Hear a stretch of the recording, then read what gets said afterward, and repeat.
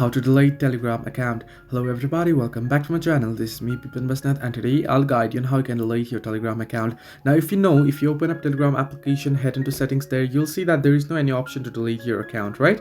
Now if you want to delete your account, unfortunately there is no any option on the application. However, you can do it on the browser. What you want to do is you want to head into your browser on device, any device that you want, and you want to search in for delete Telegram account.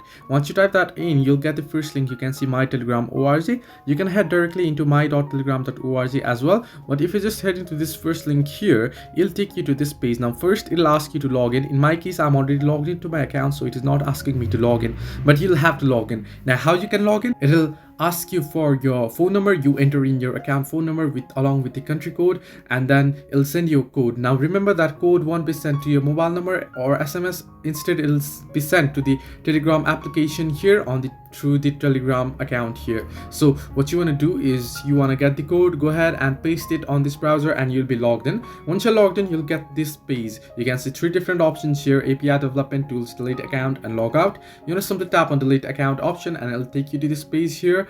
Now here, if you scroll down below, you'll find the option that says delete my account. You want to simply tap on that particular account and your account will be deleted. However, you can read the warning here: please only delete your account if you no longer want to use Telegram. If you delete your account now, it may not be possible to sign up again for several days. So this way, hope this helped you. Do like and subscribe, and do not forget to leave a comment down below if you have any further issues.